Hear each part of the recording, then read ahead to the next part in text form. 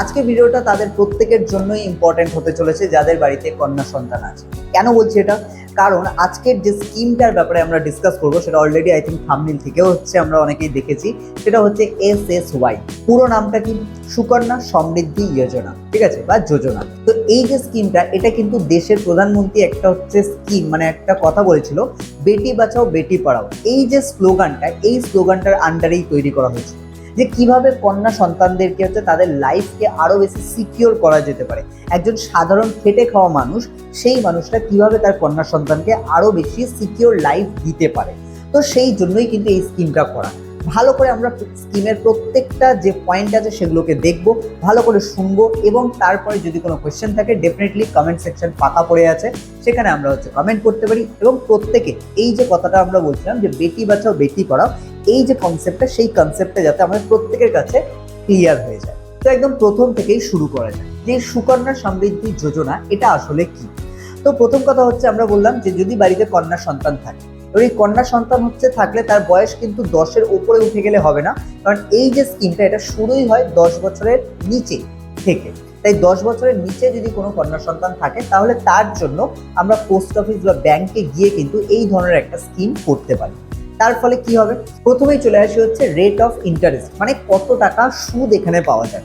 তো মোটামুটি অন্য যেসব সেভিং স্কিম আছে তার থেকে কিন্তু অনেক বেটার এখানে রিটার্ন যেটা সেটা আসে 8.2%। তার সাথে সাথে এর কিছু নিজস্ব বৈশিষ্ট্য আছে, কি কি মেনে চলতে হবে, কি কি করলে আমরা এই স্কিমটা করতে পারি, সেগুলো আমরা এক এক করে দেখব। তো একদম প্রথমেই যেটা হতে হবে সেটা একজন ইন্ডিয়ার সিটিজেন হতে হবে। যদি সেক্ষেত্রে একজন ইন্ডিয়ান সিটিজেন হন, এবং সেক্ষেত্রে যদি মেয়ের বয়স 10-এর নিচে থাকে, তাহলে সে অ্যাকাউন্ট ওপেন করতে পারবে। এবার কথা এখানে কত টাকা রাখতে হবে বা ম্যাক্সিমাম কত রাখতে পারি। তো এখানে সব থেকে কম যেটা, 1 বছরে 250 টাকা মিনিমাম ফেলতে হবে। যদি এই স্কিমটা একবার চালু হয় তাহলে প্রত্যেক বছরে কিছু না হলেও 250 টাকা ব্যাংকে, মানে ওই যে অ্যাকাউন্ট, সেই অ্যাকাউন্টে ফেলতে হবে। আর ম্যাক্সিমাম 1.5 লাখ টাকা।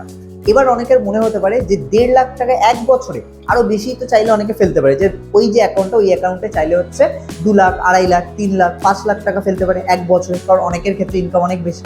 কিন্তু কথা এই স্কিমটা যেহেতু 10 বছরের আগে শুরু হয় এবং এর ভ্যালিডিটি থাকে 21 বছর, 21 বছর পরে এই স্কিমটা অটোমেটিক অফ হয়ে যাবে, এটা আর কন্টিনিউ করতে পারবে না। এই যে ইন্টারেস্ট বা যে ফেসিলিটিগুলো সেগুলো আর পাবে না।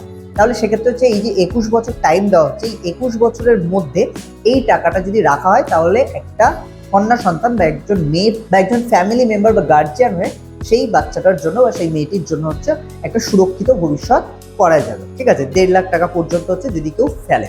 ঠিক আছে, তো সেই জায়গা থেকে এর ম্যাক্সিমাম লিমিট কিন্তু 1.5 লাখ করা হয়েছে। পরে চাইলে এটা বাড়াতে পারে, বাট এখনো পর্যন্ত 1 বছরে কিন্তু 1.5 লাখ টাকা পর্যন্ত এর যে লিমিট সেটা আছে। এবং একজন পিতা যদি সব থেকে গরিবও হয় তাহলে তার জন্য কি করা হচ্ছে, সব থেকে লোয়ার লিমিট যেটা মাত্র 250 টাকা, যে 1 বছরের মধ্যে সে যদি মাত্র 250 টাকা এই অ্যাকাউন্টে ফেলে তাহলেই কিন্তু অ্যাকাউন্টটা কন্টিনিউ থাকবে, অ্যাকাউন্টটা চলতে থাকবে। এবার কথা যে এই যে টাকাটা যেটা জমানো হচ্ছে, এটা কি আমি যখন খুশি চাইলেই তুলে ফেলতে পারবো? তো অ্যান্সার না, যখন খুশি চাইলে তোলা যাবে না। 50% অবধি টাকা চাইলে তোলা যাবে, কিন্তু সেটা অবশ্যই মাধ্যমিকের পর। মাধ্যমিকের পরেই যেহেতু খরচাগুলো সাধারণত বাড়ে, সাধারণত এডুকেশন খরচা বেড়ে যায়, সেক্ষেত্রে তোলা যেতে পারে, কিন্তু আদার্স কোনো ক্ষেত্রের জন্য কিন্তু এটা তোলা যাবে। আর কখন তোলা যেতে পারে?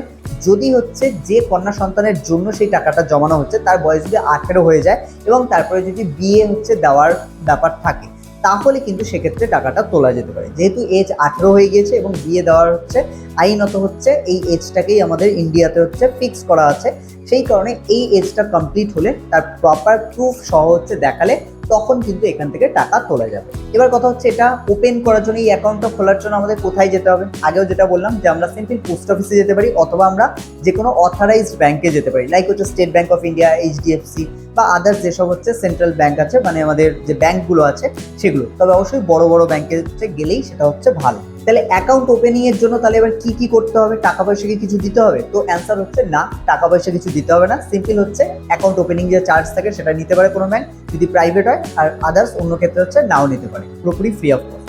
আর এখানে যেগুলো প্রমাণপত্র হিসেবে দিতে হবে সেটা হলো ওই যে সন্তান যার জন্য করা হচ্ছে তার বার্থ সার্টিফিকেটটা দিতে হবে, তার সাথে যে গার্জিয়ান তার প্রুফ দিতে হবে যে সে হচ্ছে তার কেমন গার্জিয়ান, মানে তার পিতামাতা হলে তো হচ্ছে কোনো প্রবলেম নেই। তার সাথে এখানে অ্যাড্রেস প্রুফ দিতে হবে, এবং এখনকার সময় অ্যাড্রেস প্রুফ বলতে নর্মালি আমাদের ভোটার আই কার্ড বা হচ্ছে আধার কার্ড এগুলো থাকলেই হচ্ছে মোটামুটি অ্যাড্রেস প্রুফ হয়ে যায়। তো এই ধরনের অ্যাড্রেস প্রুফ এগুলো হচ্ছে সাবমিট করতে হবে, করলেই অ্যাকাউন্ট ওপেন হয়ে যাবে।